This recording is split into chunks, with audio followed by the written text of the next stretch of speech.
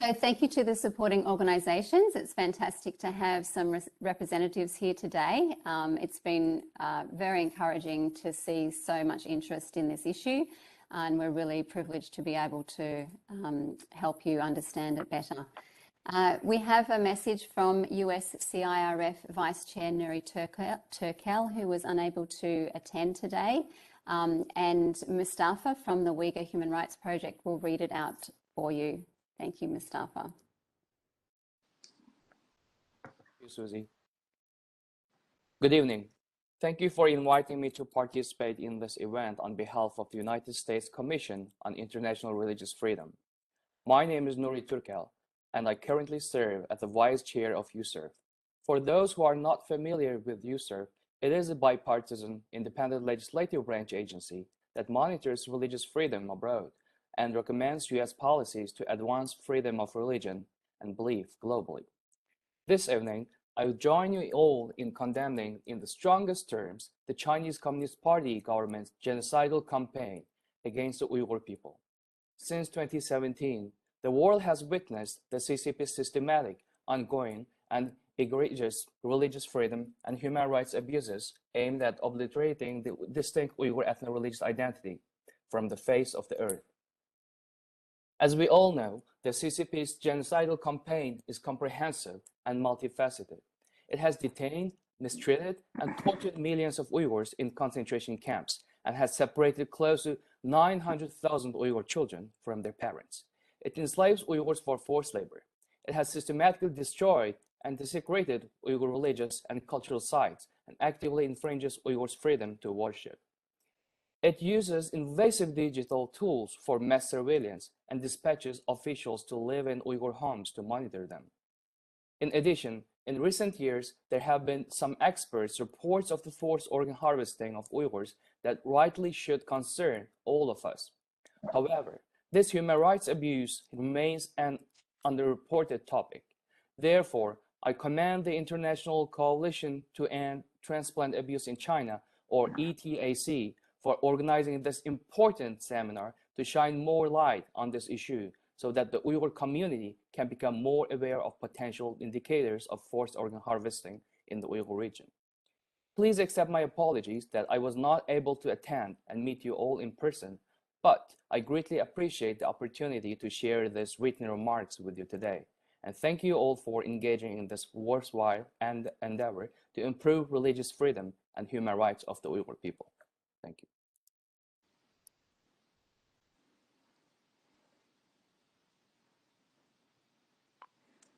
Thank you, Mustafa. So a starting point for the training is the question, is it real? As many of you know, the China Tribunal, which followed the same People's Tribunal methodology as the Uyghur Tribunal, which came after, independently assessed all available evidence of forced organ harvesting from prisoners of conscience in China over 12 months and held public hearings.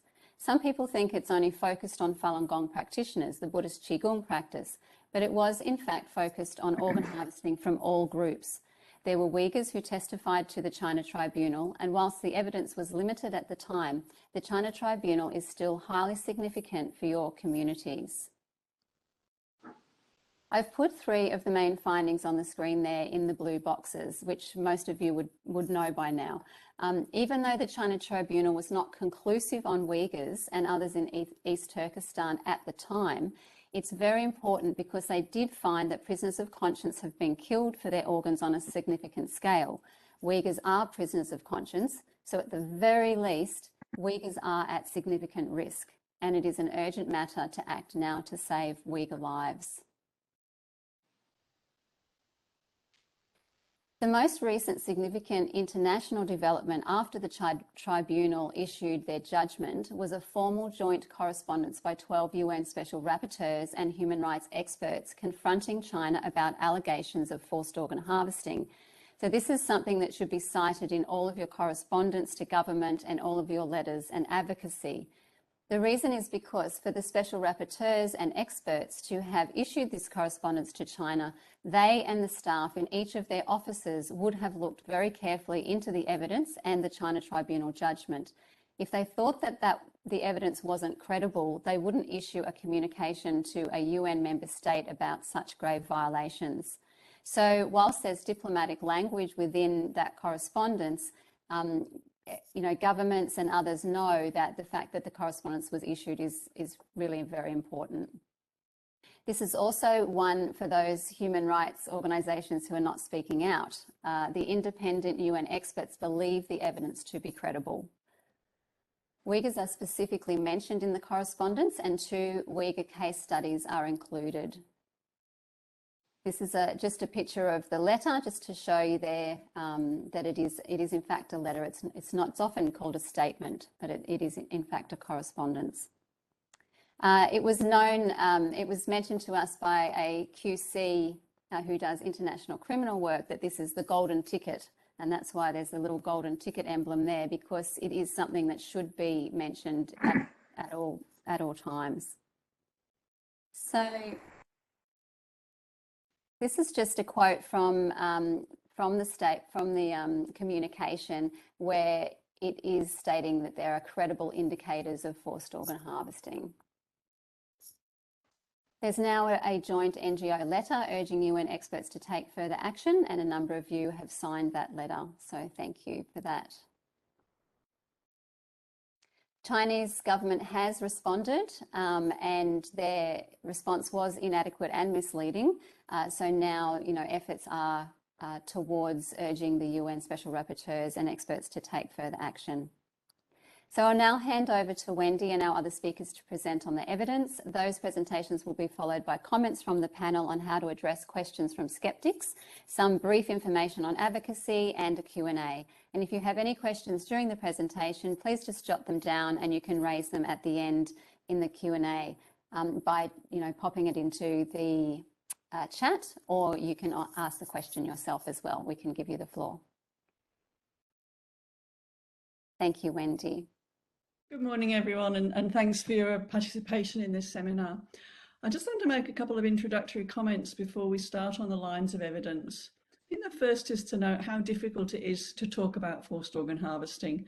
The idea of killing innocent people for their organs is so horrifying that people don't want to hear about it or don't believe that it could possibly be true. And that's what makes it so important about understanding what evidence there is to prove that forced organ harvesting occurs in China, and to understand this well enough to feel confident talking to others about the evidence. There's a general important point about evidence that I'd like to make that was brought out in the China Tribunal, and that is that the Tribunal relied on 2 types of evidence, direct and indirect. Direct evidence clearly proves or shows the truth of a matter, like proving a robbery if someone clearly sees a robber take a woman's purse, for example. In our case, most direct evidence comes from people who are personally involved in forced organ harvesting.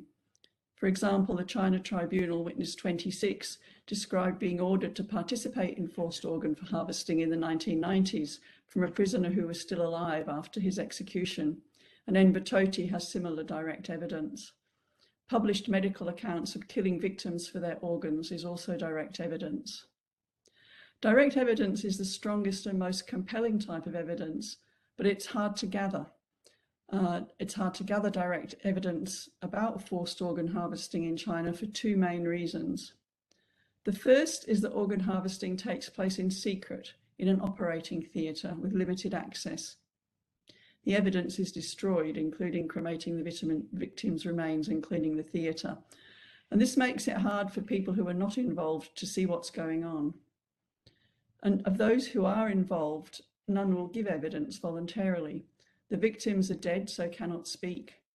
The other involved people are the medical and theatre staff and prison guards.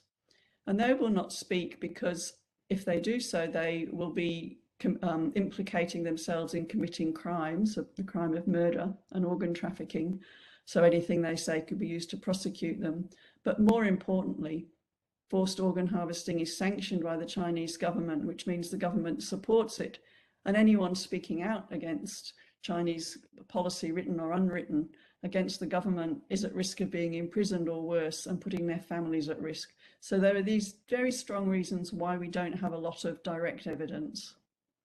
But we do have a lot of indirect evidence, which is the other type of evidence the China Tribunal used. Indirect evidence supports the truth of a matter by allowing others to infer it. So in the case of the robbery I mentioned before, a person seeing someone running away holding a woman's purse and then sees a woman shouting, "My purse has been stolen," can infer that the person running away with the purse is the robber. Indirect evidence about forced organ harvesting allows a person to infer that forced organ harvesting has occurred. And there are lots of forms of indirect evidence which we'll be going through today, such as statements by witnesses who've heard other people talk about forced organ harvesting, and accounts of events that are consistent with, infer, or suggest that forced organ harvesting is taking place, like blood testing and organ scans and ready availability of organs. And each piece of indirect evidence adds to the body of evidence from which we can infer that forced organ harvesting takes place. And people may say that indirect evidence is weak and not really proof of organ harvesting, but this can be countered by explaining that there are multiple forms of indirect evidence. They all support each other concerning the truth of the matter. The indirect evidence is consistent with the direct evidence, and that direct evidence is scarce for the reasons I've suggested. And as Andrew Koo mentioned in the quote on the screen, the value of the collective body of the evidence is greater than the sum of the parts. It all adds up to paint a very strong picture of the planned, systematic, institutional and intentional organ harvesting. And one final point about evidence is that it's common for complex criminal cases, such as this one, to rely on indirect evidence. It's not unusual at all. It's quite common for there to be indirect evidence rather than direct evidence of these type of crimes. Okay, one final bit of clarification is to do with relevant terms in understanding forced organ harvesting. So first of all, organ trafficking is a general term which refers to the removal of organs from living or dead people when there has been no free, voluntary, informed consent, and when the organs are being removed for financial or other benefit. So organ trafficking can occur from living people, like people can have a kidney removed against their will, or it can occur from deceased people, in which most or all of the organs can be used. Forced organ harvesting is killing the person without their consent for the purpose of transplanting their organs. So forced organ harvesting is a type of organ trafficking. Organ trafficking is the umbrella term, and forced organ harvesting is the more specific crime that we're talking about today. Prisoners' organs refers to the removal of organs from people who are imprisoned. And according to all international ethical guidelines on this, it is unethical to take organs from prisoners, even if they apparently give their consent, because if a person is incarcerated and faced with a death penalty, it's not a situation in which they can give free, voluntary, informed consent. So all jurisdictions with ethical guidelines on organ transplantation around the world prohibit the use of prisoners' organs. Another question that comes up is just to do with types of executed prisoners.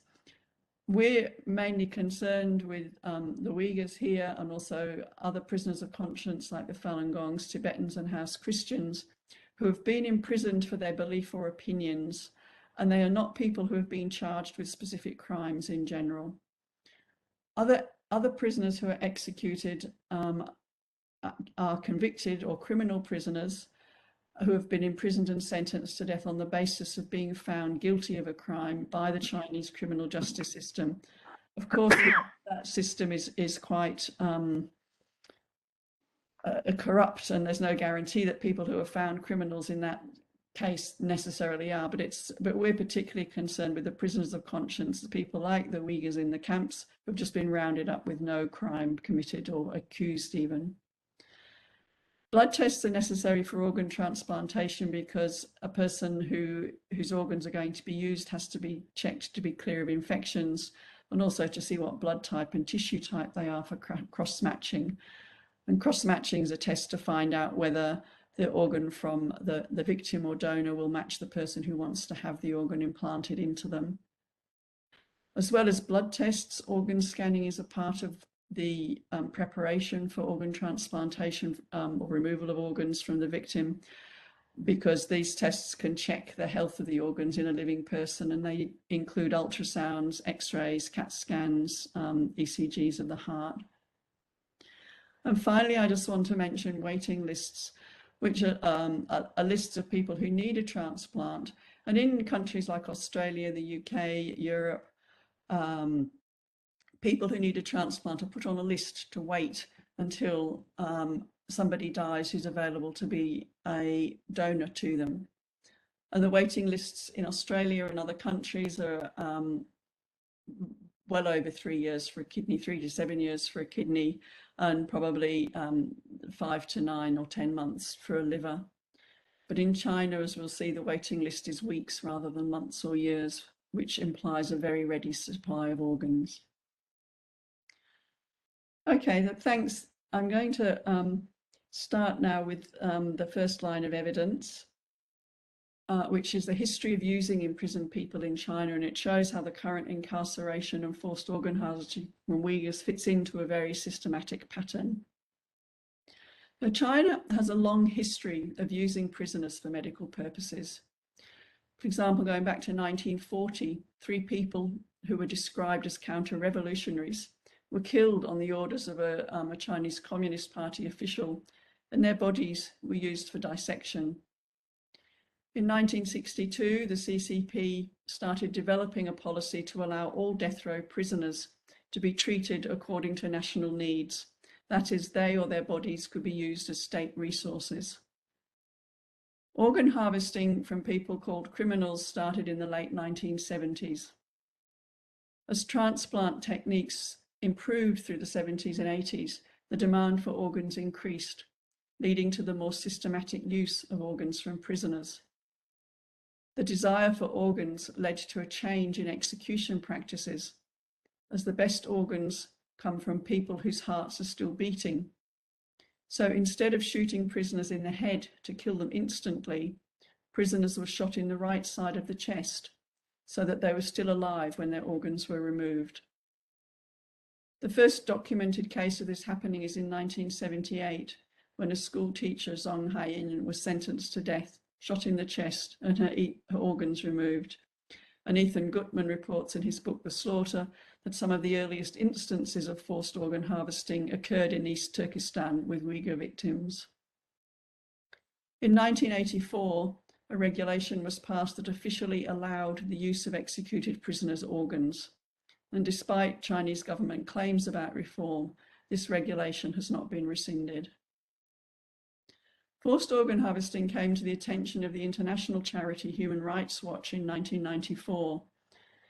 They reported uncovering new evidence, including confidential Chinese government documents sanctioning the use of executed prisoners' organs for transplantation. And then 2 years later, in 1996, they updated their information on organ harvesting from executed prisoners. And this was done in a presentation to the US Senate Foreign Relations Committee. The issue of forced organ harvesting received new prominence after these reports from Human Rights Watch as part of the broader debate in Congress on China's human rights record. From 2000, there was a rapid increase in organ transplantation in China. This coincided with the repression of the Falun Gong practitioners, who have been identified as the first major victim group. The second major victim group is the imprisoned Uyghur population, who have been subject to the medical tests indicative of organ harvesting. And Matthew Robertson, in his report for the victims of communism, made this point very cogently, that the coincidence of the mass internment in Xinjiang, the ongoing rapid organ availability, the blood and physical tests consistent with assessing organ health, is all tied together by understanding that the Uyghurs are being exploited for their organs. So in summary, China has a long history of using prisoners as raw materials for labour and for organs. The imprisonment and medical testing of Uyghurs follows an established pattern consistent with forced organ harvesting from prisoners of conscience. Next, I'll explain the evidence we have from phone calls. A number of investigators have tried to gather evidence about forced organ harvesting by making phone calls to Chinese hospitals, posing as patients needing organs. Most of these investigations have been done by the World Organization to investigate the persecution of the Falun Gong, so they've tended to ask questions about Falun Gong practitioners. Like many Uyghurs, Falun Gong practitioners do not smoke or drink alcohol, which helps to ensure healthy organs, making them both populations preferential victims. Doctors called by investigators in these hospitals have admitted using Falun Gong practitioners as organ sources, offered Falun Gong practitioners as organ supplies, stated they use live organs from prisoners, promised organs from young people, or refused to divulge the source of organs. For example, look at these comments about a kidney transplant. This is a phone call to Director Wang. Wang says it'll be within half a month, within 2 weeks. The complete package, the whole thing will cost over 500,000 yuan. So you can still find that kind from the prison, says the investigator. And Wang says you need to find the ones under 30 years old. He's talking about the idea that organs are better if they're from younger people, more healthy. So Wang in this extract confirmed that the hospital circumvents the official Red Cross organ distribution system, that they perform hundreds of procedures and they have their own channels to source organs. And he says, for example, young person kidneys are available within 10 days. Further calls in 2019 continue to indicate that organs are readily available and from healthy young sources. So the investigator asks about a particular blood type, and Dr. Zhang says, yes, we can make the arrangements in 1 month. And the investigator questions that, and oh yes, we can get it done. Such routine surgeries can usually be done within 1 month, or sometimes just a few days. And these calls are very important evidence because they show extremely short waiting times for organs. And these waiting times are not possible or consistent in a volunteer system. It also shows violation of ethical values that prohibit direct payments for organ transplantation. And they're consistent, particularly the emphasis on young people, with the disappearance of young Uyghur men from the camps after testing. In ethical organ donation systems that rely on volunteer donors who die of natural causes, the supply of organs is unpredictable. If you're on the waiting list for a liver transplant, you can't be told you'll get it in 2 weeks or a month. You have to wait until a person who has already agreed that they want to be a donor dies of natural causes. And that donor who dies must be a good match for you. So it's not possible to book transplants in advance or guarantee that a matched organ will be available in a specific time frame. And in the extract we just looked at, described as routine, the surgeon promises a liver within a month or just a few days, whereas the waiting time in the USA, UK or Australia is around 7 months. And the waiting time for kidneys from deceased donors in Australia is up to 7 years. But as we saw, the phone call transcripts offer kidneys in days or weeks.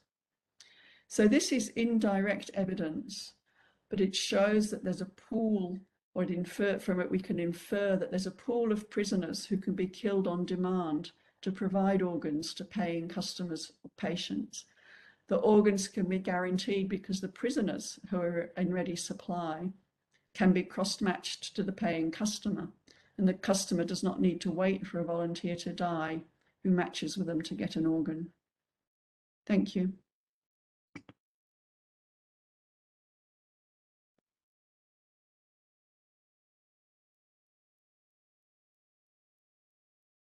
Sorry, I'm having a little bit of difficulty with my mouse crossing screens here, getting to turn people on and off. Thank you very much, Wendy. So now handing over to David Mattis regarding the transplant volumes and infrastructure. And David, I'm not quite sure when to change the slides for you, so I'll just do my best here to keep up with you. Thanks. In fact, maybe what I'll do is try to keep up with you. So why don't you just change them at the pace you'd like to. When David Kilgore and I did our report in 2006, we were basically relying on transplant volumes that were provided by the government of China. And we didn't do our own investigation into transplant volumes, but even the transplant volumes the government of China provided raised questions because they said the volumes were very large, but there was no obvious explanation for the sources. They said it was death penalty. Well, they oscillated. Originally, they said it was donations. But there was no donation system. You couldn't donate if you wanted, except if it was an immediate relative. But then they changed and said it was death penalty. But according to Chinese law, somebody had to be executed within 7 days of sentence, and that didn't jibe with ordering organs on demand, which is what we heard from Wendy. And also you need blood type compatibility, ideally tissue type compatibility. There's high hepatitis B in the criminal population in China, and there was no transplantation or organ distribution system in China when we did our report. So it all had to be locally sourced, which basically meant you need to get the number they were saying, about 10,000 a year, you'd need about 100,000 people sentenced to death every year, which was, even by the wildest estimates, not possible. The biggest numbers were maybe that NGOs were estimating were maybe 6,000 or 7,000 sentenced to death. So, but there was some publicly accessible figures, even though everything was official, because China runs 4 transplant registries: heart, liver, lung, and kidney, where the individual hospitals report to the registries. Now, the heart, liver, the heart, lung, and kidney, as they're internal to mainland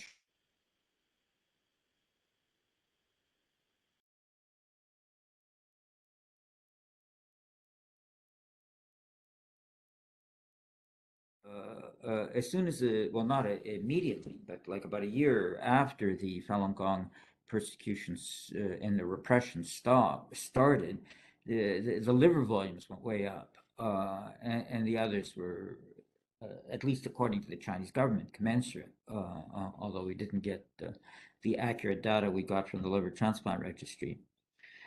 Eventually, the public access to the data was shut down in the liver transplant registry, and the person in charge at the time, Haibo Wang, who's now the #2 for transplants in China, I met him at some conference, and I asked, "Why'd you shut it down?" He says, "Well, we didn't like the way people were using the data. They can still get it if they tell us beforehand why they want it and how they're going to use it. And if we approve of the way they're going to use it, they can have the data."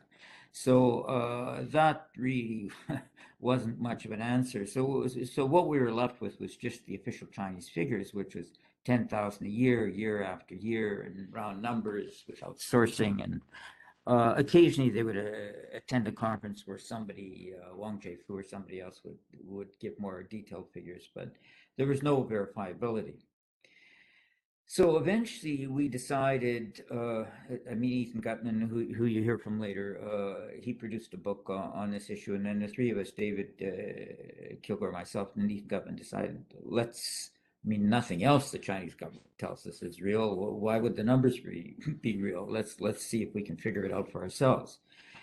And this was a very painstaking process, because what we had to do was go to the individual hospitals, which were putting up a lot of data about numbers of transplants, type of transplants, budgets, number of staff, number of beds, and so we were able to go kind of hospital by hospital to get a more complete picture.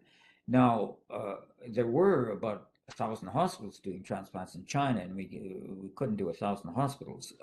But what happened at some point after our report came out is the government began a registration system. You could be registered to do transplants or not. And lots of hospitals applied. Initially, 169 were approved, and so they were kind of public.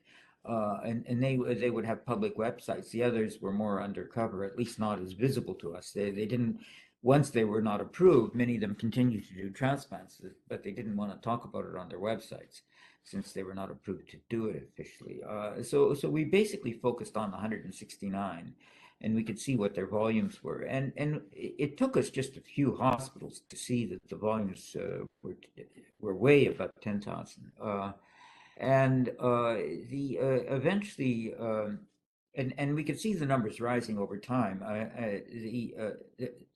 This was a very profitable business, transplant tourism. China shifted from socialism to capitalism, which meant withdrawing money from the public sector, including the health sector. And the health sector needed private sources of funding to keep its doors open. And the primary source became selling transplants to transplant tourists. The promotion was large, the numbers were large.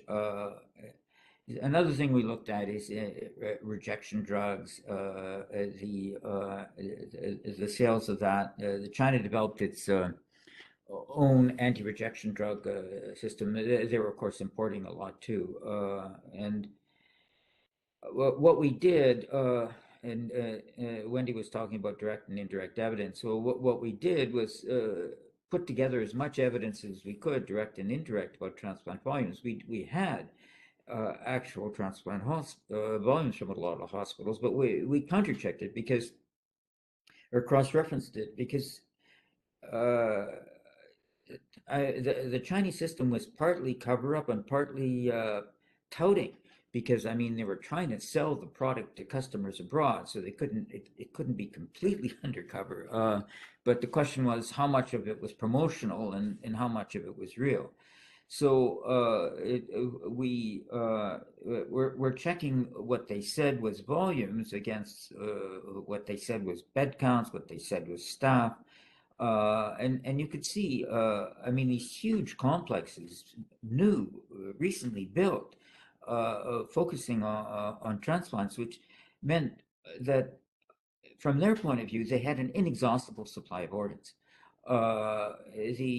Because you don't build such a large infrastructure based on a temporary phenomenon. And so again, it raised the question, where in the world are all these organs coming from?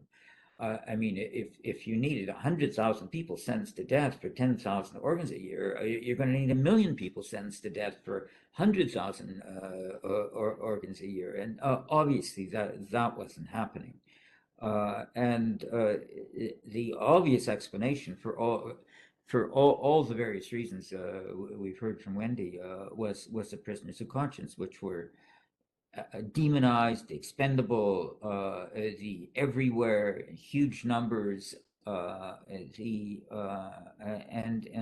it was all undercover, and of course, huge money to be made.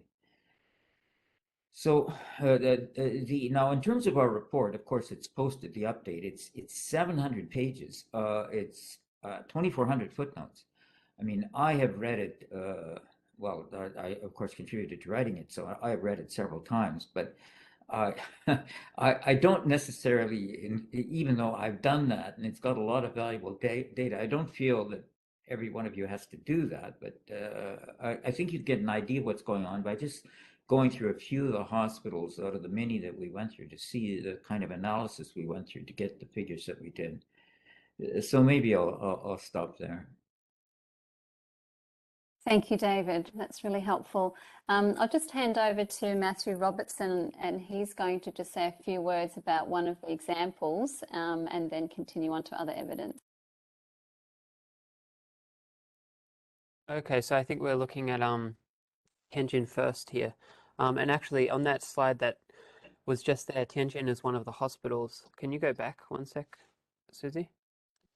Yeah, this, you can't see it now, but the that company is based in Tianjin, this Love Handy healthcare service. And well, actually, you can see it. It says as a medical service located in Tianjin, China. Yeah, so the Tianjin First Central Hospital is on their website, although it's listed under Tianjin General Hospital, I think because the First Central name might have got too much attention. And there's also another hospital in Tianjin there. So we're going to talk about Tianjin First Central Hospital right now. And this is kind of one of the most egregious case studies because its expansion coincided almost exactly with what should have been a very rapid reduction in prisoners because of reforms to the death penalty system.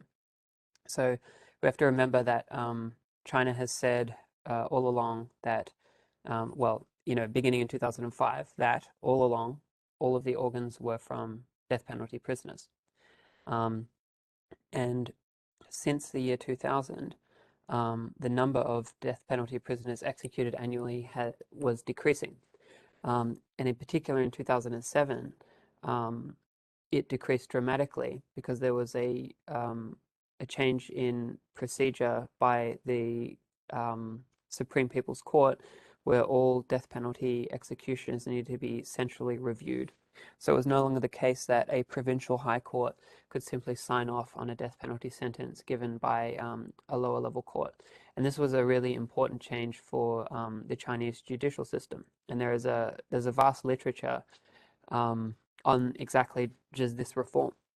And so many scholars have looked at this, and the number of judges, at least within an order of magnitude, is fairly known. The building where they work is fairly known. So kind of the dimensions of the SPCs, the Supreme People's Court intervention in death penalty, and that leading to a massive reduction is fairly well known in the scholarship. And so Tianjin is very interesting, not merely because of the scale, and I'll just talk about this in a second, but because it opened in 2007. Or it had kind of almost finished by late 2006, but it fully went into operation in 2007.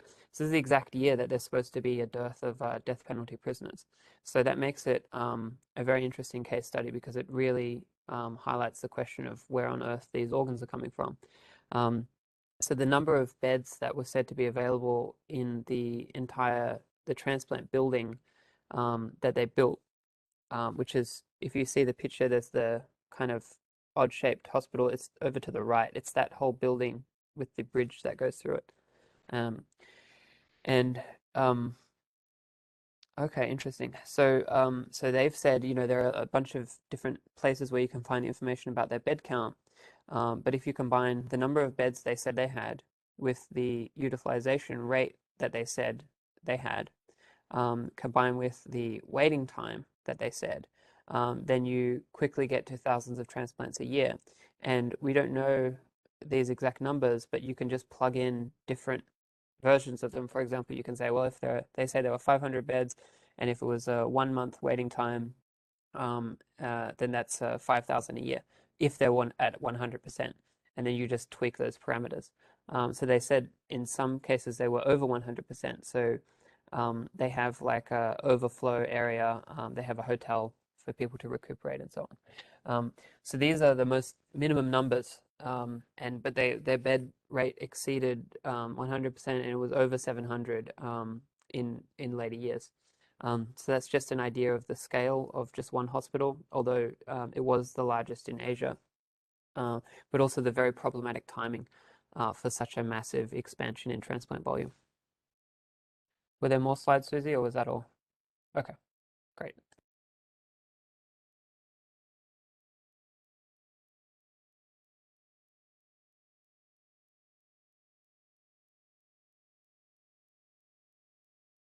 Sorry, I was just finding my unmute. So this fourth line of evidence is to do with witness testimonies, and particularly their testimonies on organ scans and blood tests in detention. So as we've already established, transplants are available at very short notice for those who can pay in China. And this rapid supply of matched organs relies on the existence of a bank of medical data on the blood type, organ health, and general health of a pool of prisoners who will become victims. So when a customer wants to buy an organ, the data bank can be searched to find a victim who is a good match for the customer, and then killed to order to provide their organ. This whole system, this data bank for matching, relies on all the potential victims, the prisoners, being tested. And there's a very large, very consistent body of evidence about medical tests, including ultrasounds, x-rays, and physical examinations being performed on prisoners of conscience.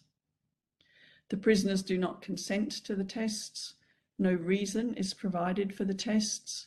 The prisoners are not given any results from the tests, and the tests are not consistent with providing medical care to the prisoners, particularly given the fact that in general, the prisoners are treated extremely poorly, including at times being tortured.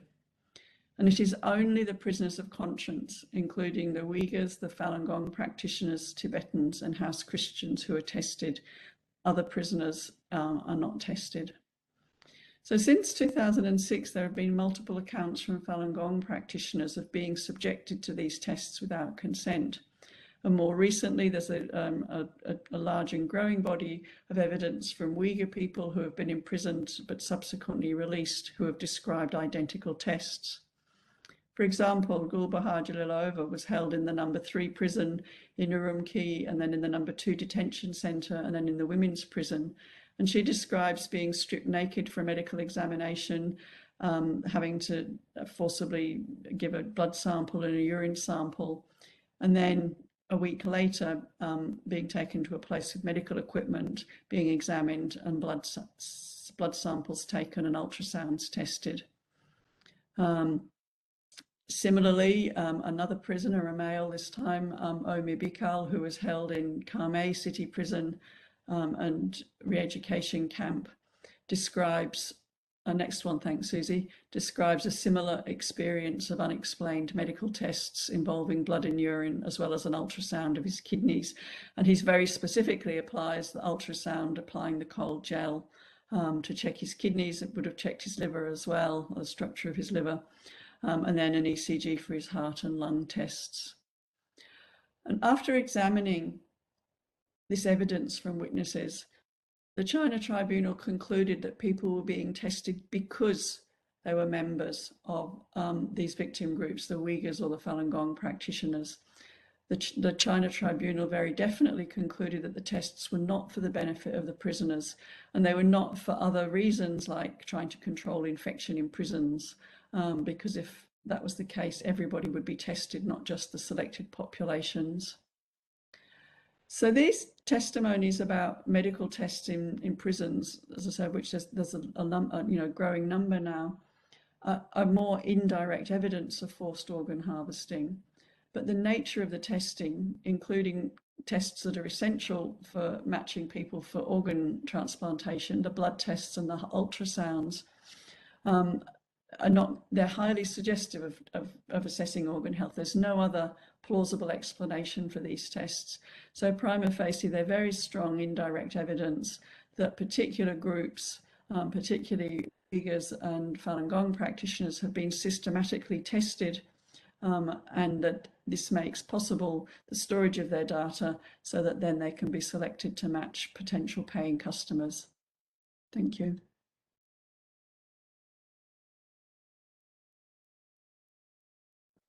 So the next presentation was from Maya Mitelapova, but she's unwell and unable to attend. So we'll just flick past those slides and we'll send you information from her directly after the presentation.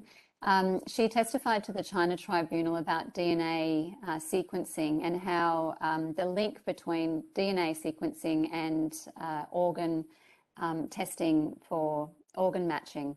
So it's complex, and I'll definitely send you her words after the presentation.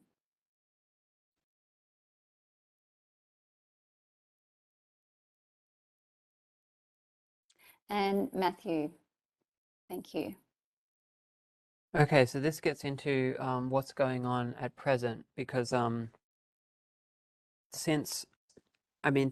theory, the Chinese Communist Party has an explanation for all of the transplants that are happening now. And since 2015, that has been that the voluntary organ donation system has been growing very rapidly, and that this explains all of the transplant activity. But if that explanation were to be found wanting, or in fact the data was made up, as we argue in this article, that would reopen the entire set of questions we've been discussing and that have characterized the period until 2015, which is where are the organs coming from? So our merely showing that the data was falsified doesn't, you know, the voluntary numbers could have been more than they claimed. And so we don't know what the numbers are based on this. But this paper shows, I think, fairly definitively that the numbers are falsified. So the reasons for this are, some of them are technical, but some of them are fairly straightforward. Susie, can you go to the next slide? So this is the centerpiece of the paper, but there are many other reasons. But here you see, so the circles, the stars, and the triangles, they're the actual data points. So we have data from 2010, which is the beginning of the pilot program for the voluntary system, until 2016, which is the last data point we had. And I think we finalized this paper in sometime in 2018. It was published in 2019. And when you fit a simple model or a simple formula called a quadratic formula to that data, it is an almost exact match. So 0.02% of the variation in the data cannot be explained by the model. So the data is almost identical to a very simple mathematical model. That's the first, discovery, and that raises questions. It doesn't mean that the data is fake based on that, but when compared to every other country, they're all very different. So China is a big outlier when conducting the same kind of test, like applying a simple model to transplant data over those years. China is very different. This is another set of data from the Red Cross, because there were two sources of data that the Chinese government claimed documented their voluntary donation system. And they were supposed to be identical because every transplant is registered in both. And so the Red Cross numbers were updated on a more regular basis. And we archive them daily because they just delete them. They publish a new data and there's no history. So we needed to archive them over quite a long time. And so these patterns jumped out where the data was being, we claim, was being altered, manipulated to conform to a certain ratio, which is on the next slide. But here you see, sorry, go back. Sorry, I don't have the slide. Anyway, the paper is online. But here you can see that in their official data, they're claiming that on certain days, there were this many transplants per donor. So that is, this many organs were taken per donor. In some cases, it was over a 2-week period. So you can see the spikes in C and then at A. And so because they were kind of tinkering with their data to make it conform to these properties, that is, they were claiming it was 2.75 organs per day.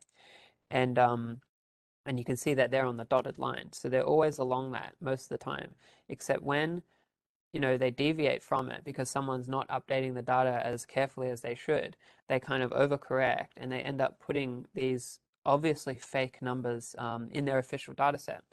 And so they're claiming for this period of time that they had done 20-something organs per donor, which is impossible, in order to force the data to be consistent with the pattern that they had apparently established.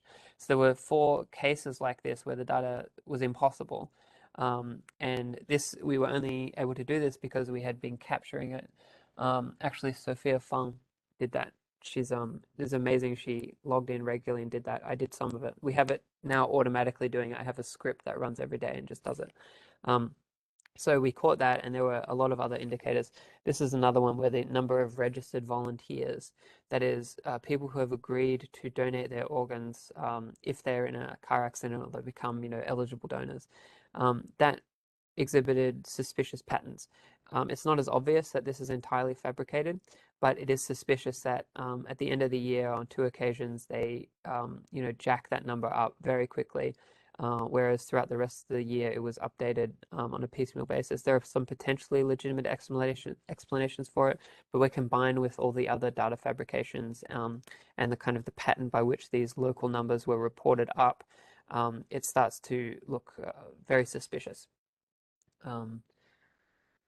Oh, okay, so I have another one here. So this is even more recent. That is, the paper is more recent, but the findings here extend only until 2015, at least as the data we could find. So this paper is coming out on April 4. And it's in the American Journal of Transplantation. And we were able to show here in using a systematic method that doctors actually execute the donors by removing their hearts. So that is the method of execution. Like a country might use the electric chair, or in Britain they hung people 100 years ago. But this is the actual heart removal being the method of execution. So this is a flowchart of what we did. We downloaded 124,000 clinical papers or medical publications, mostly related to transplantation. We digitized them and wrote code to filter them, and then wrote other code that would search through them for particular strings. And so these, like little sentences, like we had 40 or so of them, and these sentences were initially from work by the World Organization to Investigate the Persecution of Falun Gong and Li Huige. There might have been others, but so we knew these sentences to look for. We did a pilot study to find more of them, and then we wrote code to search through these 2,800 papers looking for similar sentences, and then that allowed us to discover 310 papers that had sentences that were very similar, and then we just opened those manually and reviewed them and found 71 cases where it was explicit that the method of execution was the removal of the heart. And we identified each of the unique hospitals in the, from the metadata of the publications, and then we just plot them here. So all over the country. Here is one case where, this is an example from the appendix of what's going on in these papers. This one's really explicit. You can't see the part here. Okay. So if you, it says after assisted ventilation through tracheal intubation, the myocardium turned red and the heartbeat turned strong. So they're talking about they had opened this person's chest before they were intubated, and then the heartbeat was weak, and then they intubated them and it turned strong. So this is something that never, this person could not have been brain dead, and they were intubated mid-surgery. It's just one example from the papers in the appendix. There's some more of the papers. So, we put all of the PDFs on GitHub, so they're available for anyone to view. The text files, all of the code that did the analysis is all publicly available. And I think there was Enver just there. He had his case. He was involved in something similar to this, and he also looked at some of these papers and was clear about what they indicated.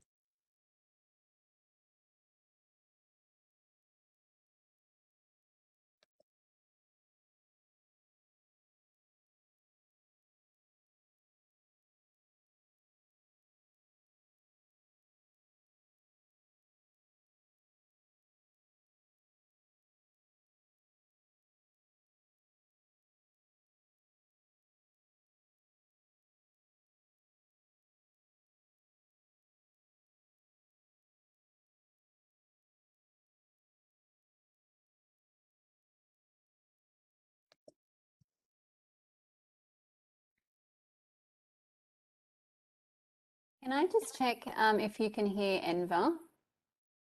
No. No. Yeah, I think he has to unmute himself.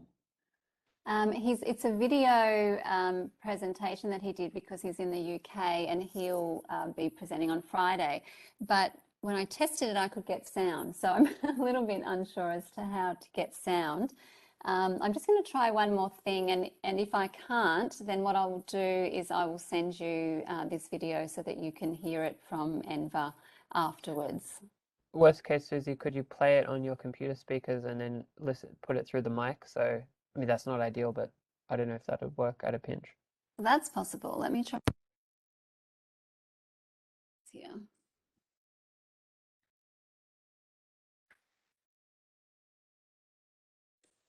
briefly tell you my experience and how doctors got involved with this organ harvesting. Bugun men sizlarga qisqacha shu meniki besimdan o'tgan ishni va bu organ tijoratida qanday doktorlar aralashib qolganini to'g'risida qisqacha tushuntirib o'taman. As you may heard from other sources or from the internet about my story, and well, I'm not going to repeat that again, just shortly. And that what happened was in 1995. I was called by my chief surgeon, and then we went to an execution ground, and I removed half executed prisoners' liver and 2 kidneys. This happened in a field outside the hospital, and that is in 1995. And according to the sources now we are getting is now they have moved this organ transplantation into the theater where people's life should be saved. Since this human organ only come from another human, then it has to be in a hospital. Then you can't hide it because one surgery, it needs a nurse and then at least 6-7 people. So, and then you have where this organs coming from. You need to get the organs, and you have to know where are they and how you get this organ into your hospital. So this is a coordination by different factor of the state. So without state sponsor or state sanctions, this kind of massive organ transplantation cannot take place because it needs prison cooperation, it needs police, it needs judiciary system, it needed a court, and then it needed transportation, and it needed the hospital. And don't forget, we are talking a country under dictatorship leadership. And China is the country where the cheapest product or cheapest thing is the human life. Believe me. Because human life, it is the cheapest one in China, in Chinese market. I'm here in particular wanted to say a few words to my Uyghur countrymen that this is important things that when you campaigning for the freedom, don't forget to talk something solid. Not that we want independence and China occupied our country, then you run out of words. You can tell them we are the victim of nuclear test and our organs has been sold as product to the world. And you can say, we are human beings. We have all the right to live our life like any one of you. This is at least you can say. Men bizniki qarindoshlarimizga mushuni yana bir eslatib qo'yay. Biz da'vo qilgan chog'da faqatla mustaqil bo'limiz, biz Uyg'urlarga erkinlik ishdan boshqa gapimiz yo'q. Gapimiz tugab qoladi. Agar biz mushlarni tan qo'shib desak, biz atom bombaning ziyniga chorgan va bizniki organimizni bular achib sitotidi.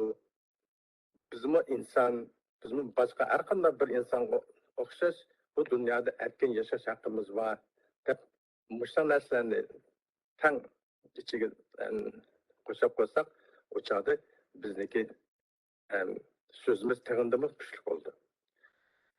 Thank you very much for everyone and rahmat sizlarga.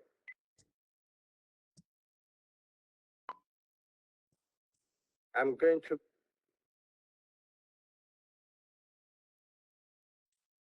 Thank you to Enver for putting that together previously. So David Mattis, you're next, and I'm sorry, but I'm going to have to comment on the time. We want to make sure that we've got a good segment here for Ethan afterwards, so I might give you a call after the time's up. Thank you. Yes, I'm going to talk about official party documents, policy and practice. The government of China has, well, of course, they've changed the story about the source of organs. At one time saying it's donations, then saying it's from prisoners, then saying it's donations. And the very constant change in narrative itself raises its own questions. One thing we can see is the demonization of prisoners of conscience. Falun Gong was initially encouraged because it was good for health. There was an ideological vacuum in China with the shift from socialism to capitalism under Deng Xiaoping. The practice of Falun Gong was actively encouraged, promoted. The officials in China were actually in embassies and consulates sending out promotional material, leading exercises. It was everywhere in China, and then it just got too big, too popular. And then there was a fear for the ideological supremacy of the party because of the popularity of Falun Gong and its belief system, which was not communist in nature, although there wasn't a lot left in communism to believe in once they abandoned socialism. So they kind of switched around and instead of encouraging it, actually repressed it. Without, I should say, changing the laws. I mean, this is a common problem in dealing with Chinese propaganda. They often say the law says this when it doesn't. It's just the Communist Party has said it. And that is certainly, I mean, it's true of organ, of the repression of Falun Gong, but it's also true of this statement which they commonly make that the sourcing of organs from prisoners was banned in 2015. Which it wasn't. The party just made a statement to that effect. But one of the documents, which you can see on the screen now, is a document that actually allows for the sourcing of organs from prisoners. It's 1984, so it's a long time ago. It's the caveat that that their bodies are uncollected from family members. But of course, for prisoners of conscience, that normally doesn't happen because, first of all, they don't know where they are. And secondly, even if they did, they're afraid to approach the authorities because the authorities are basically after anyone who's connected with these prisoners of conscience. But what's striking about this 1984 law is not just that it authorizes the sourcing of organs from prisoners without their consent or the consent of their family members, provided their bodies are complained, but that it remains the law today. It's called a provisional regulation. But it's definitely more than provisional. And I mean there has subsequently been a law that says you can't source an organ from anybody without consent. But I would say just generally as a principle of interpretation, the particular takes precedence over the general as an exception to the general. But also, it's kind of a doublespeak. For public consumption, they can say the practice is banned, but to the hospitals which are engaged in the practice, they still know, they of course all know that this law is there, which means it's okay as far as the government is concerned. And realistically, when you see what's actually happening in terms of prosecutions, the only people they really seem to prosecute are people who are operating outside the official system or whistleblowers. There was a Korean documentary recently documenting a South Korean documentary documenting this abuse, and they show the negotiations. They show the price, the speed, and so on. Again, I was at a conference and I was listening to Haibo Wang, and he says, "What's happening?" based on this documentary. So he says, "We're going after the woman who talked to the camera people. She's under." She's being looked for by the police. So I mean, that's the type of system we're dealing with. Susie, I think I'll stop before you stop me. So I'll stop there.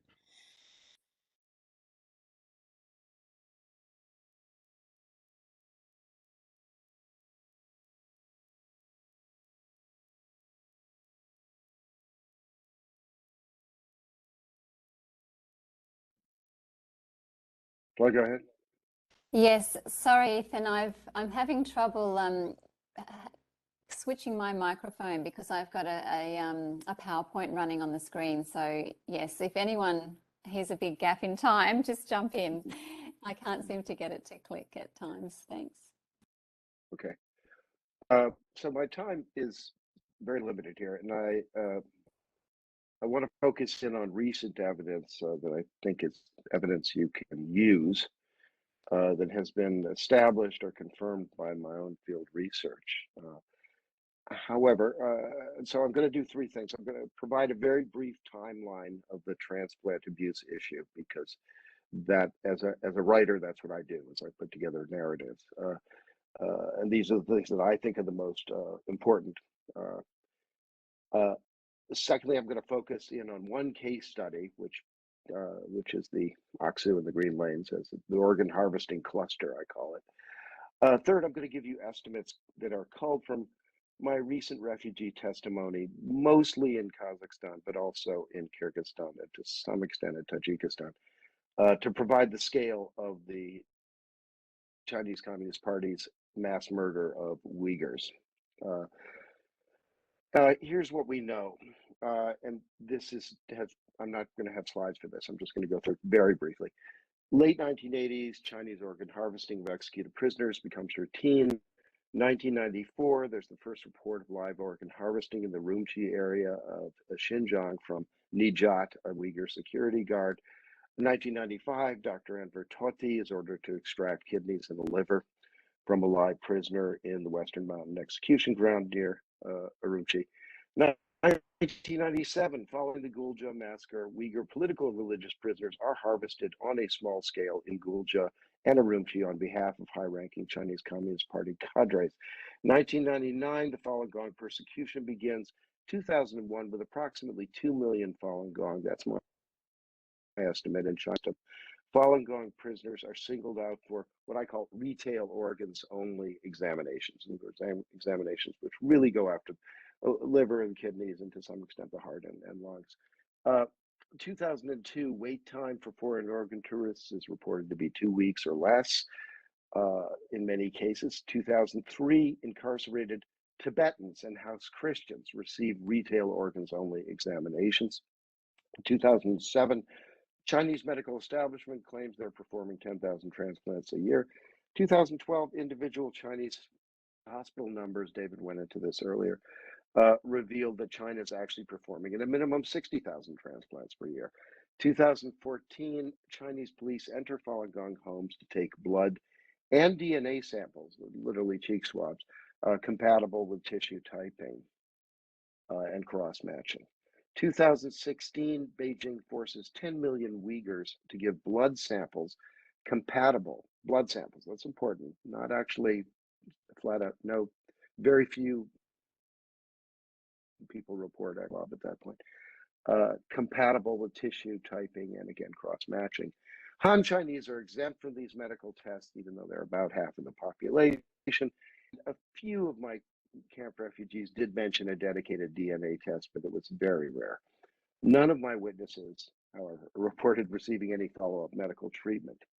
2017, camps are constructed in Xinjiang capable of holding over 1 million prisoners. You all know about that, probably more than I do. Uyghur, Kazakh, Kyrgyz, Hui, and Falun Gong prisoners, there actually are some in Xinjiang or East Turkestan, are given bi-monthly health checks compatible with cross-matching for organs. 2017, also fast lanes for human organs, so-called green passageways, appear in the Xinjiang airports. 2018, an order is given to construct 9 crematoriums in the Xinjiang Uyghur Autonomous Region. The first completed crematorium hires 50 Han-Chinese security guards. 2020, field research in Central Asia is used to create an estimate of annual transplant volume. I'll come back to that. Let's move on to this current organ harvesting cluster in Aksum, Xinjiang. There it is. It's jumping around on your screen. It was big, and now it's small. Okay, there we go. Okay. Now, satellite photos of an area like this can only tell you so much. The reason we actually can make full sense of this picture is through witnesses. Now, one witness was briefly in one of the 2 camps in this picture and spoke to Radio Free Asia reporter Gulchera Hoja about. She brought me into the investigation of this site. Next slide, please.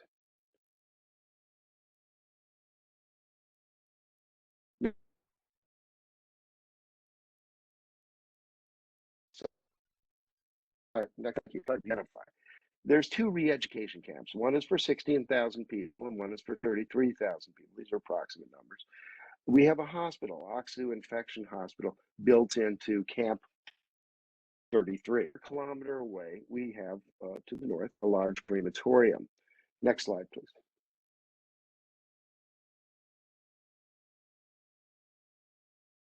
There we go. Oxu Infection Hospital, Camp 33, gives us a close-up of the hospital facility, which is outlined artificially in red. Now, the configuration of a prison attached to a hospital is not actually that new. We've seen several cases of this during the high-intensity period of Falun Gong organ harvesting, and in several provinces as well. But I interviewed 2 witnesses in Turkey, and I believe their testimony sheds light on how this particular cluster developed. The first interview is from a Uyghur male who was in and out of the Oxu prison system from 1998 to 2004. And he recalls that the Oxu Infection Hospital was originally used for SARS virus patients. So that dates it, right? In 2013, he claims, the hospital evolved into a treatment center for religious or extreme Muslim dissidents. So the Oxu Infection Hospital essentially became a re-education hospital. As we know from Ms. Hoja's personal research last year, the Oxu Infection Hospital performs transplant surgery today. Now, this witness, I can't give his name. He's got family back in China. He also recalls that the first local prison camp construction in this area, in this region, began in 2013. That's only a 5-minute drive from the current Oxu compound. So they were already using this as a kind of dumping ground, if you will, for political prisoners. Next slide, please. This is a close-up of the crematorium. And this facility was also familiar to witness 1. He pointed out that seen from the road, it has a prominent sign, and the air smells like, and these were his words. I didn't even really ask him about the smell, but he said the air smells like scorched bones. He assumed the scent was from Chinese bodies because Han-Chinese prefer to be cremated. Now, I conducted a second interview in Turkey with a Uyghur male, also from the Oxu area. And this man drove by the crematorium every day, and he identified it as such. He also mentioned a strong noxious odor coming from the crematorium, and he confirmed that the smell was a common among residents in the area and workers in the area. Therefore, even though we do not see visible smokestacks, the scent from the crematorium suggests that it does not use a water-based or alkaline hydrolysis method, as something that looks like pipes on the right side suggests, but a burn method that's intense heat, filtration, and presumably the burn process is 8 times faster than a more environmentally friendly method. And I cannot give you numbers at this time. But it is fair to say the potential of this crematorium to handle a large volume of bodies is much higher than we previously understood. Next slide, please. The road to Oxu Airport, as you can see, it's less than half an hour to reach the airport. Next slide, please. The Oxu Airport has international flight capability, probably for medium-sized planes, but it does have it. Next slide, please. And the Oxu Airport contains a human organ transplant for channel oral human organ export. The transplant hospitals know the green passages in Xinjiang / Turkistan are one only, nothing coming in. The next slide, please, shows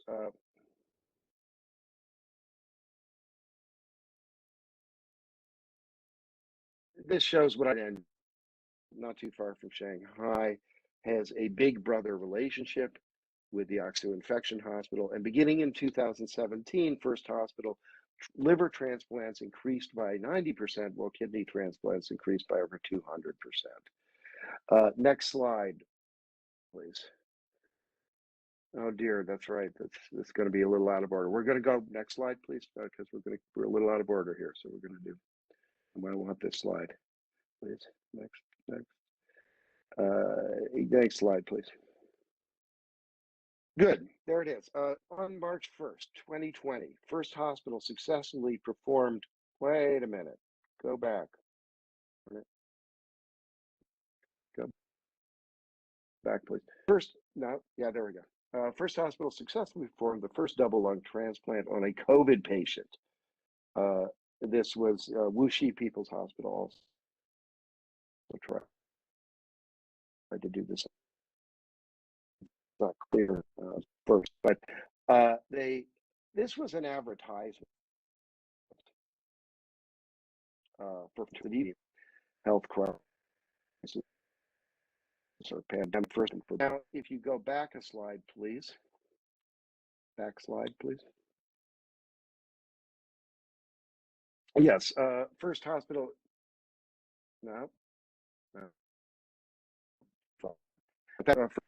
China intensified ECMO training. So I'm not going to get into all the needs of ECMO here, but ECMO is used for live organ harvesting, and it can be used to double or triple the temporal viability, the time an organ is still viable before it is transplanted.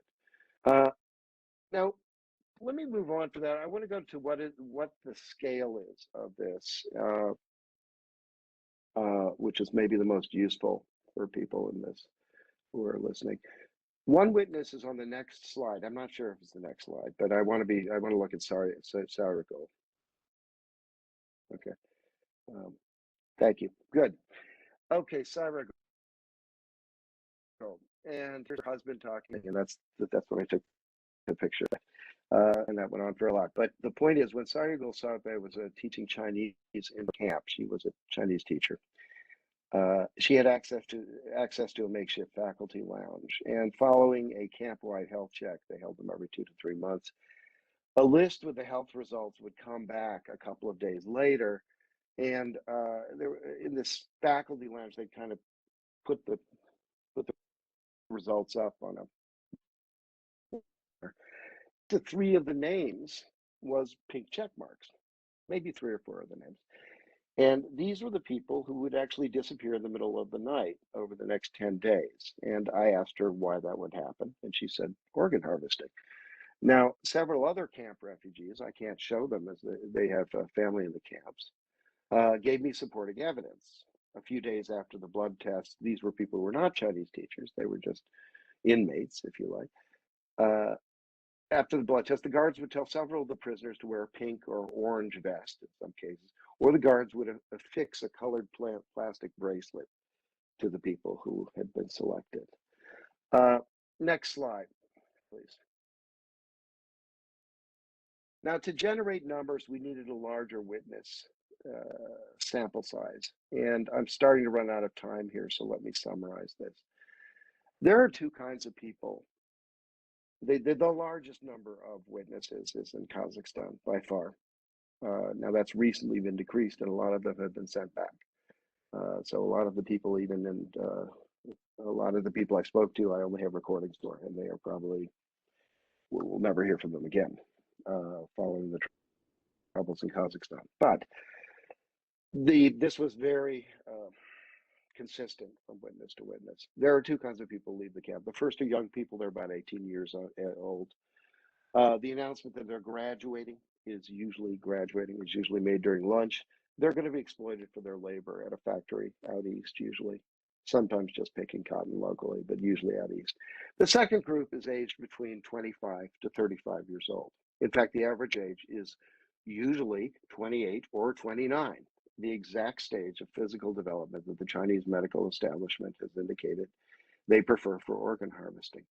Now, these people are taken away in the middle of the night, and their disappearance is not acknowledged in any way. Now, based on testimony from 20 camps, if we go to the next slide,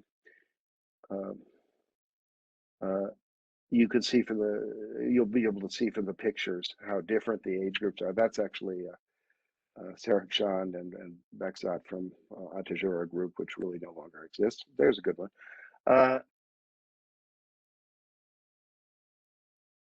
The average estimate was remarkably consistent among these, between 2.5% to 5% annual disappearances for this age group. Now, and only one witness described no disappearances of that sort, and he was in a Kazakh-only camp, and it was a very small camp. And so it appears that they were kind of going through the motions there. He also acknowledged that he didn't pay any attention to the Uyghur population at all. So we really don't, he's maybe the one witness which stands out. All the rest were quite consistent. Again, if you have 1 million Uyghurs in the camp, conservatively, my estimate is that 25,000, 2.5%, to 50,000, that would be 5%, average age, 28 years old, 29 years old, are being harvested for their organs every year. That is the number, 25,000 to 50,000. It's a range. I think it's probably somewhere in the middle, but I don't know. I'll start to conclude there. I want to say something about evidence here. This, yeah, make no mistake, this will always be a tough issue. No, please, go back to that slide. I love that picture. Thank you. Short of a world war, I suspect we will not uncover a final solution document from China. And we don't have shortcuts. We have to follow the evidence here. And some of the most critical and compelling evidence comes from witnesses, in my opinion, not just Chinese documents. Now, Beijing, and this is dismissed Kazakh witnesses as propaganda actors. They've done it in terms of they've accused women who describe rape as doing rapes. Well, I know that's not true. I've talked to the witnesses, and I can say that I'm no fool, and I know it's not true. And I imagine many of you have worked with refugees, so you don't agree with Beijing on that point either. And I do want to say something personal, which is the Uyghurs working together have done an incredible job at raising awareness here. And it's been a privilege to work with all of you. And please feel free to contact me with any leads you might have and ways I can help you, or simply to talk. Thank you.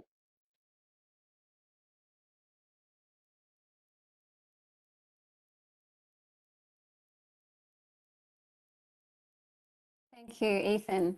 And thank you to all of the speakers for the information that you've provided. I just want to mention one thing, because I'm sure that some of you, particularly those of you who are beginners, may be thinking there's no way I can remember all of this, and what do I do with all of this information? For someone who's at that stage of understanding the issue, it's really just about understanding that there are many lines of evidence, and that you can, remember what some of those small details of what some of those are, so that when you're in a situation where somebody says to you, oh, there isn't enough evidence, that you know yourself that actually there are multiple lines of evidence. Also to be aware of the UN Special Rapporteur's correspondence to China and the China Tribunal, because you can refer people to these other documents that are happening from high-level assessments of the evidence. We also have a number of resources. So Ethan's work is in a 9-point memo, and we've had that recently translated into Uyghur. We had problems with the Uyghur font in the program that we were using, so we will circulate that afterwards. And it's simply in Uyghur so that some of you can read it in your native language. And we have a number of other resources which I'll flick through in a moment. We still have half an hour left, and in that time we're just going to ask the panel to give short answers to some of the questions that you might come across from skeptics. So during the registration process, some of you have already written those questions in, so we're going to use those for this very short session. And then we'll move on to, I'll just tell you a few things about advocacy, then we'll have a Q&A at the end. And we also have a number of the questions that you've already sent through for that. So, so I'm just going to ask the panelists, when you answer the question, the aim of this session is to provide a short answer, because it's one of those areas where you could, when you've got an hour, you can explain it, but what if you only have a few minutes to sort of, make a comment that impresses somebody enough that then they go and look further. So the first question is, and this has been stated through governments as well, and the statement or question is, well, it's like usually a statement, but the evidence is all anecdotal. So if you were told that, I'd just like to ask the expert panel, how would you respond if a State Department person or somebody said to you, but the evidence is all anecdotal? David Mattis, can I ask you? Yes, well, I guess the short answer is it isn't. Some of the evidence is anecdotal, but a lot of it isn't. I mean, you've just heard from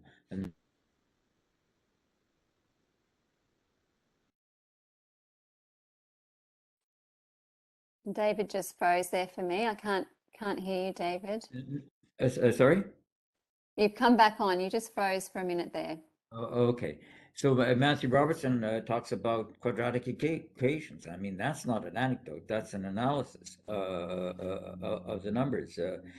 When we look at hospitals' websites and more or less all of the 169 that have been registered and go through their bed counts and transplantations and numbers and so on, that's not anecdotal either. When we look at transplant volumes, both advertised and calculated, that's not anecdotal. I mean, I could go on and on. There's an awful lot of evidence. It's not anecdotal.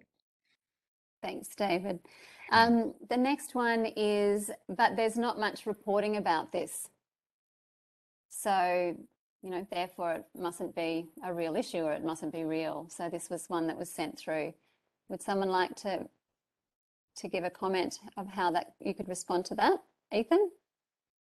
I think there's a couple of problems there. One is that the reporters it's not a lifelong profession anymore. So a lot of them do not have experience with this issue. And it takes them quite a while to get up to speed. So it's that simple. I don't like to put that much blame on reporters. The other thing is it actually has been reported by every major news source at this point. Every single one. It just hasn't been reported recently. And that's always happening. The interest will fall off and then it will pick up again.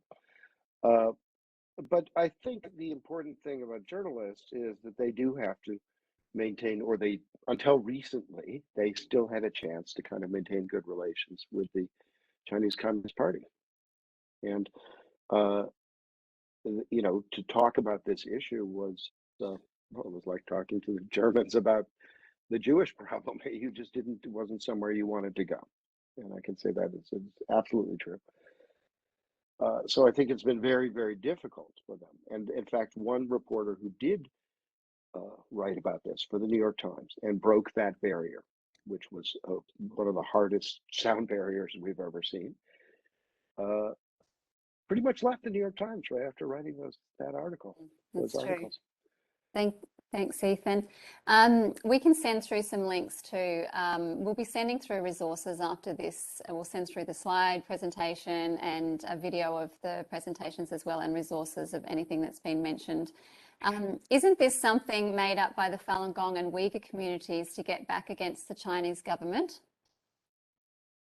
Who would like to give a statement for that one? Well, When? go ahead, Wendy. Yeah.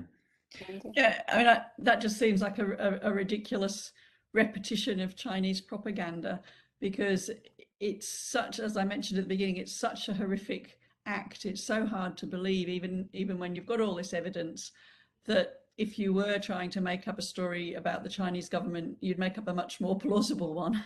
It's crazy to suggest that it's just been made up for the sake of it. I would just say out and out that's wrong, and to look at the evidence.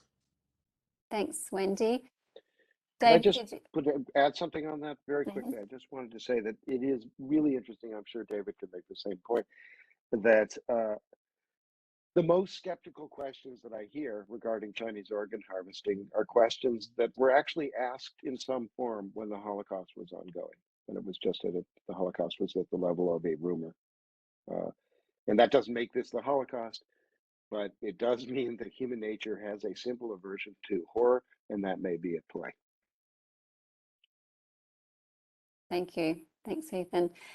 Just one or two more, and then I'll do a quick presentation on the advocacy, and then we'll have the Q&A.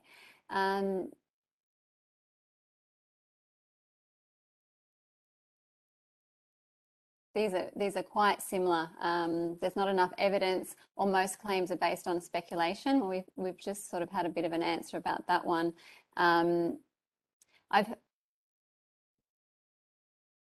But the China Tribunal is not, or the Uyghur Tribunal are not formal courts. So how would you respond to that? I'd like to make a general, because these are all kind of the same kind of question, basically. It's just, I have vague misgivings about this whole thing. That's what it comes down to. So I think with these kind of, I mean, it's good that someone would say that, because I think a lot of the time you might not even get a chance to sit down with someone whose opinion actually matters. And for them to express their misgivings is a good opportunity to talk to them about it. So I would like step back and not engage in kind of attempts to persuade them at the beginning, because I would like first try to understand where they're coming from, what their real concerns are, because a lot of these questions are really just smoke screens for something else that they have a concern about.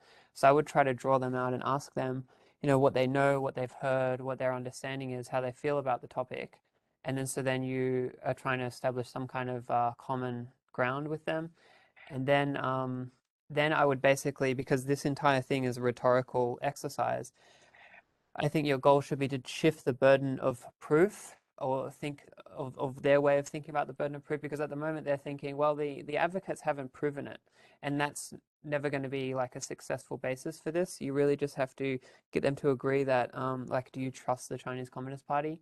And then you want them to shift the burden of proof so that they're not having to buy the entire story, but they could just be like, well, yeah, it is kind of suspicious that the numbers would be falsified. Like, what's up with that? Like, why would they fake those numbers? Or, well, where did the organs come from? And shouldn't the Chinese Communist Party have to explain where they came from? And isn't it strange that there's this extreme coincidence of all these things that point in the same direction, and that all the incentives also help, like that they would benefit? Don't you agree? XYZ. And so they haven't actually brought the conclusion, but they have seen that they don't have to, and that in terms of making public statements, I think the human rights organizations and governments have been so wrong and unfair to give the public statements they have, because they've basically said, oh, well, it hasn't been proven. And that's just not what they should be saying. They should be saying, this is concerning. there's a whole lot of evidence here that all points in the same direction, and we'd like to see explanations. And then that gives support to the legitimacy of the whole thing. And so it's like a conspiracy of silence that has led there to be no reporting, no human rights, big human rights reports, State Department not saying things, because they're all looking for cover from each other. And so none of them is going to say it, but you don't need them to buy the whole story. They just need to, like, the lowest, just like sell the lowest version of it, which is, isn't it concerning, that kind of thing. Thank you, Matt. Thank you. We'll just stop there. I'm going to share my screen and quickly run through some advocacy just to inspire you in regards to what you can do. We're hoping to collaborate with other organisations and for forced organ harvesting to really move into being a part of the narrative around the Uyghur situation. So I'll just screen share. I'll run through that quickly and then we'll move on to the Q&A before we finish.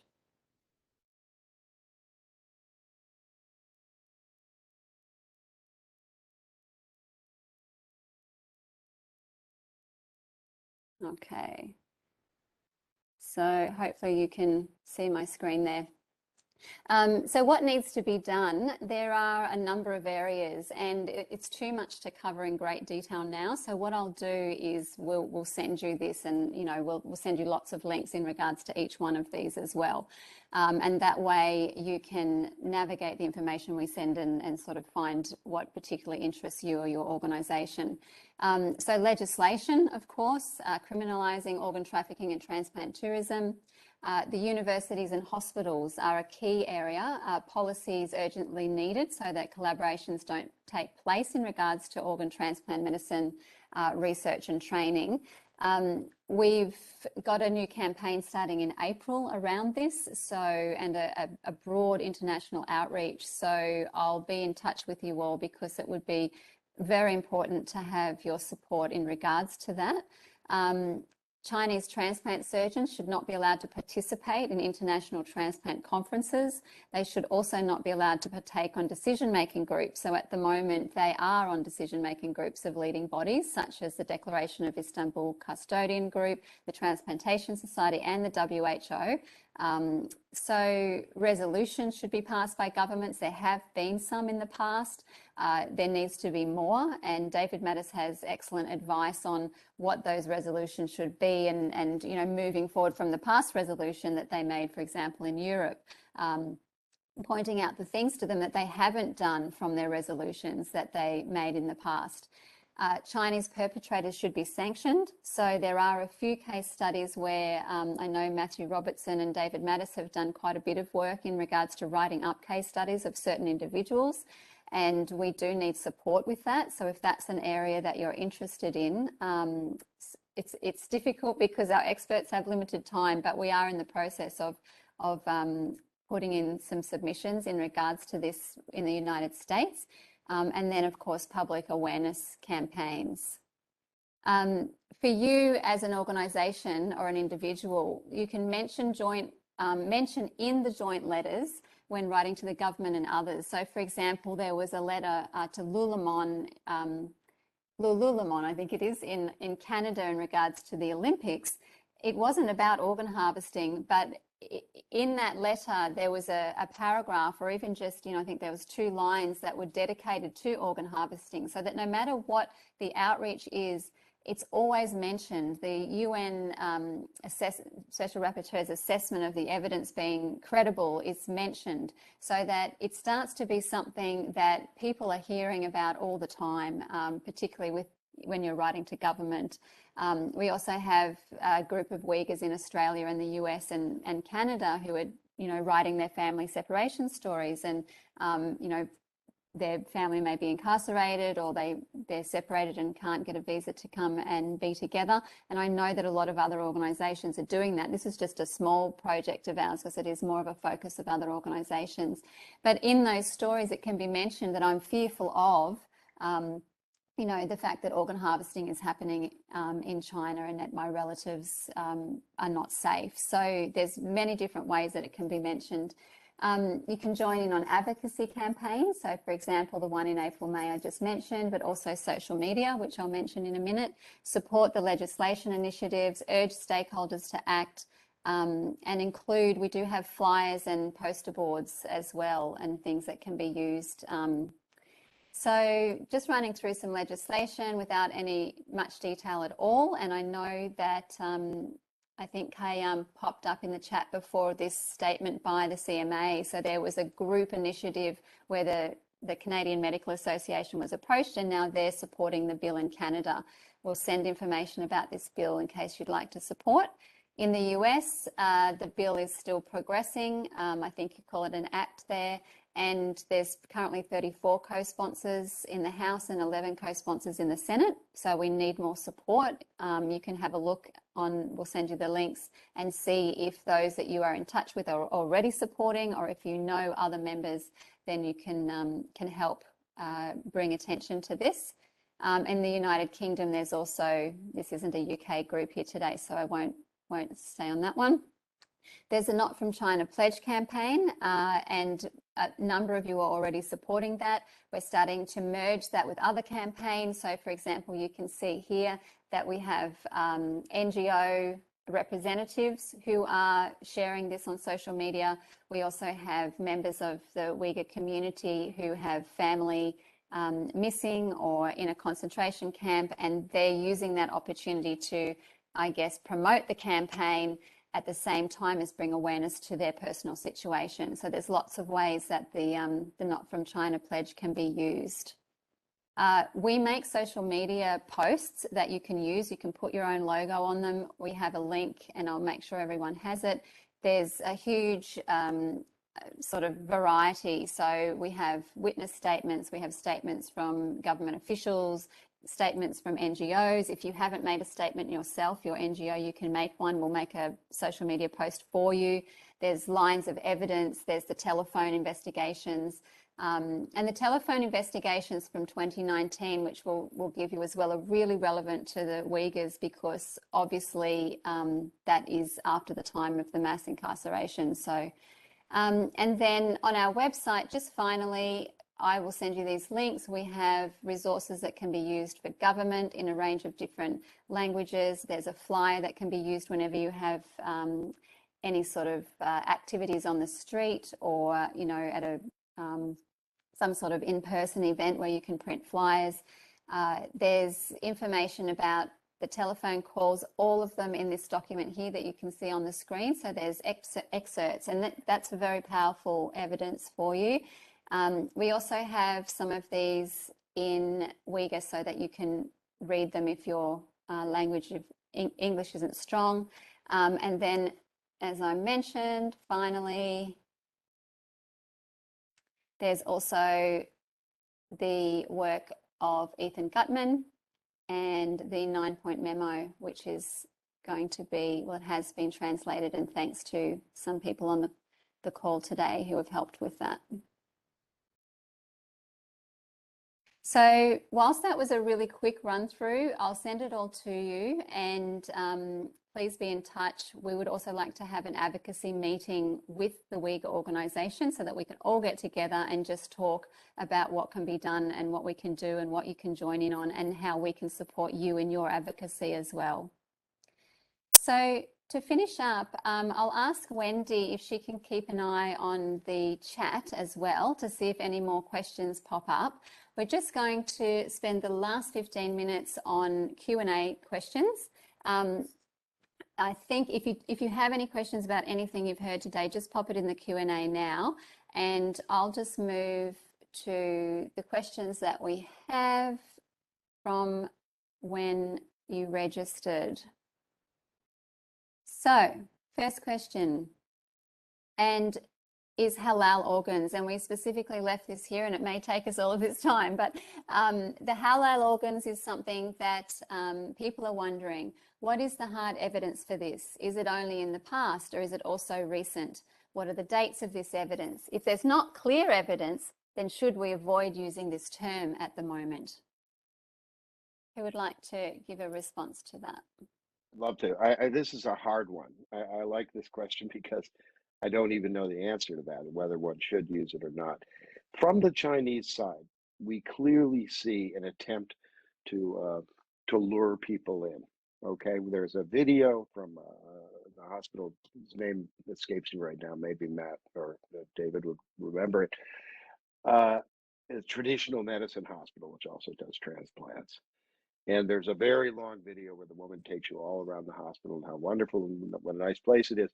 And then they show you the Muslim prayer room, that there's a Muslim prayer room there. And then they show, you know, a restaurant with, you know, which is for Muslims. And then they interview some people from the Gulf states, or at least one guy from the Gulf states who talks about what a great, comfortable place this is. This is a transplant hospital. That's an outright advertisement. It's done in English.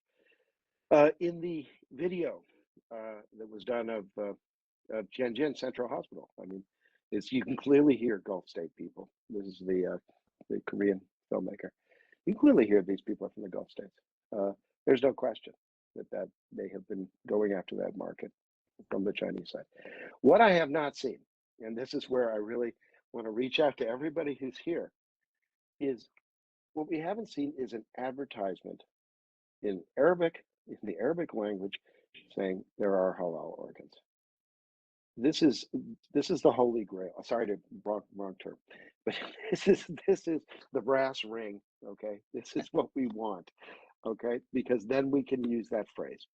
But until that happens, we really can't. We can say that all these things seem to exist, and I think there's some other pieces of evidence, Susie, you were mentioning them an email recently. Yeah. And there is one piece that's going around, and it's a woman. It's an audio call. It's on a video. I think it's on Erkan Siddiq's YouTube at the moment, and she states that there were customers coming wanting halal organs, but we've reached out. We're trying to find the identity of this person just to be able to, you know, sort of verify at least an identity of who she is, and we can't at the moment. It doesn't mean that it's not an indicator or that it's not, you know, the beginnings of evidence.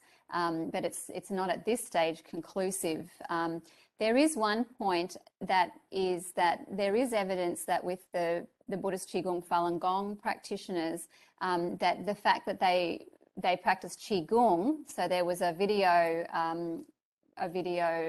undercover, sorry, losing my words, an undercover video investigation, and there was a transplant recipient, and they said, we want Qigong organs because, you know, they're better. So it was interesting because as there are often patterns in evidence, it's possible that it's the same thing. It's a selling point, you know, that there is a whole market out there, possibly of people who are clearly not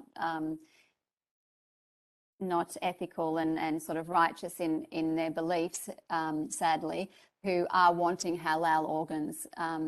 Any other comments from anybody else on the panel? Yes, well, what I would say is there's an awful lot of marketing in Arabic. Like we saw this love handy slide before, and I don't know if you noticed, but there's a bit in Arabic at the top of it. There are a lot of transplant tourists coming to China from Islamic countries. That much is pretty clear. I think Thank you, David. this decision that, you know, it is a selling point because they do not eat pork. Or they're traditionally, unless they're forced. Uyghurs don't eat pork unless they're forced to. They can't. They actually are forced to in some cases. But this is it can be a significant selling point for the Gulf states, and I'll just leave it there. I think the pieces are coming together, but I urge anyone listening. This is a great, but I am, you know, personally incapable of doing it. It would require all kinds of new language skills and even the understanding of the Arabic world, which I do not have. And I would love to see somebody pick this up and run with it. Thank you. Thanks, Ethan. We have been talking with a few different organisations about a possible Arabic research group. If there's anybody on the call or any of the organisations interested, we really need to get together and talk about it because there's a lot of scope, as the speakers have already stated, at looking into Arabic websites, looking into you know, the demand side from the Arab countries, and from there looking more closely at the halal organ issue. But I believe at this point, at ETAC, we believe it's something that it shouldn't be stated as being conclusive at this point. Susie, I'd just like yes, to know Mandy. that someone made a comment in the chat earlier that their friend used to work at Tianjin first as an Arabic interpreter. So I don't know whether we can follow up with that person later, if their friend would be willing to talk about the kinds of discussions that were had there. I just noticed that. There's been a couple of other things in the chat as well. So someone else has said they know someone whose friend went to China and got halal organ, but they couldn't convince him to talk about it. There's been a request for someone to make a statement, but are we just taking questions at the moment, or what's your view about that? We might just quickly run through the questions and then we can have statements at the end, if that's okay. Thank you. The next few minutes, thank you.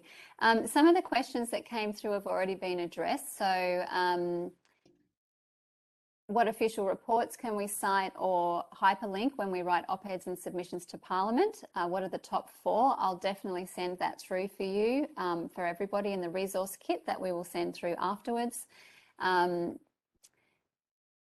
One of the large international NGOs says they've looked and didn't find clear evidence. My response to that is that you really need to point them towards the assessment by the 12 UN Special Rapporteur officers who assessed all the evidence. Again, it's another independent assessment after the China Tribunal and all the other independent assessments before that, because it's important. They would not put their name behind that sort of letter to a UN member state unless they really believe the evidence was credible. And so that's, any other comments for that one? Well, yeah, I'd also like to follow up on what Matthew says, that we don't have to prove that the sourcing of organs is improper. China has to prove that the sourcing of organs is proper, and they haven't done it.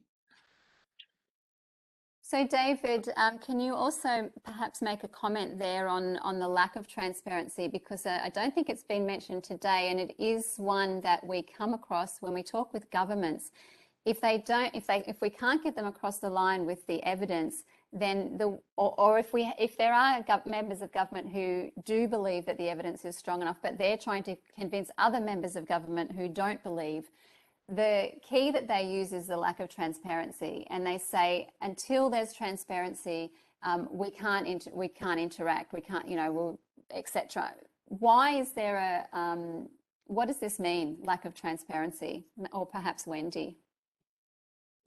Well, I mean, the problem, of course, it's not transparent. You can't go behind what they say, and it's, it's very common when somebody asserts something to say to them, "Don't tell me, show me," but they never show you. But it's not just this; it's a counter narrative, it's counter data, it's cover up.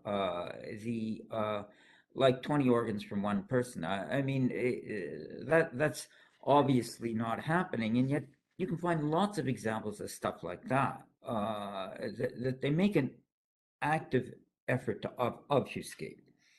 So the other point there is that in countries like America, Europe, or regions rather, and Australia, there are registers of donors, which are usually run by governments or states. So we know how many people want to be a donor. These are people who register before death. We know how many of those on average die in the circumstances in which they can become donors, which is a small fraction. And then we know on average, how many organs per person. We know where the organs go, how many are living, how many deceased, the age, and so on. There's a lot of registers that have information that's all consistent. So it's all internally consistent in each country. And we've seen from Matt Robertson's research that we just don't have that in China. None of the alleged data in their sources hangs together. In the Chinese government sources hangs together the regions and so on. And this is consistent with what people say. It's an open system. You can talk to people on waiting lists in all these countries, and they describe how they have their special beeper or phone just for waiting for that call from the hospital. So there's a lot of indicators of transparency in countries with ethical systems running on volunteer donors, and those are just absent in China. And there would be no reason to hide them. If they had them, there would, there would be clear proof of an ethical system. So there would be no reason to hide that the signals that they had for ethical transplants. Thank you, Wendy and David. A number of the other questions here are questions about government and legislation. What can we do? So we won't go into that because we'll send you a resource document which will have all of those details in it. For final comments from the panelists, and Wendy, first of all, was there any other questions besides the statement, which we'll definitely hear in a second? No, there were a lot of comments mainly.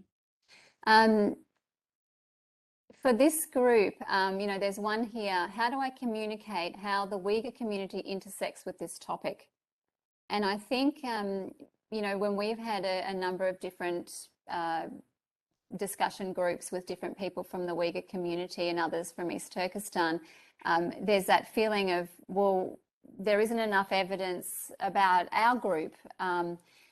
One thing that I would like to make a comment about, and then we'll ask each person for their sort of final comment, is that all of the evidence you've heard today is relevant to the Uyghurs as a victim community, all of it, because if this is such a huge state-sanctioned crime, that the history and the volume of transplant and all of this is relevant to the next victim group, and that the sort of evidence of the Uyghurs, you don't need as much evidence as, for example, when it was very first proved that this was something that was happening and that this was a state-sanctioned crime. We know it's a state-sanctioned crime. We know it's happening. Now we're looking for indicators, as Commissioner Neri Turkel mentioned, that it's the Uyghur population who are who have become victims of this. And there's plenty of indicators there already. The UN Special Rapporteurs acted because there was a grave risk and urgency. So that's what they do. They act if there's a grave risk and an urgency. So states should be acting, everyone should be acting for those same reasons. So final comments from our panelists, please. Who would like to go first? Well, if I may, I'd like to go first because I've got a conflicting events and I'm going to have to leave after I make my comment. And there's obviously a lot to say here, and more than we can possibly pack in, but in the time available. But this is a particular problem for the Uyghurs right now, because the Falun Gong population in detention that is being harvested for organs has been not completely, but in large measure depleted by the mass killings, and there's been increased repression of Uyghurs, and the sourcing of organs from Uyghurs is part of it, and they are now filling the gap that's been left by this massive depletion of Falun Gong, and so that effort to, in effect, replace the Falun Gong victims with the Uyghur victims should concern very much the Uyghur community. So I think that if you'll forgive me, I'm going to have to leave. Thank you, David. Thank you for joining us. Wendy? Yes, I'd just like to say that there is strong evidence which we've gone through today, and as both David and Matt have mentioned, the onus is on the Chinese government to provide the same level of transparency into their transplant system as every other country that relies on an ethical volunteer system. I think those 2 points are key ones to make. Thank you, Wendy. Matthew?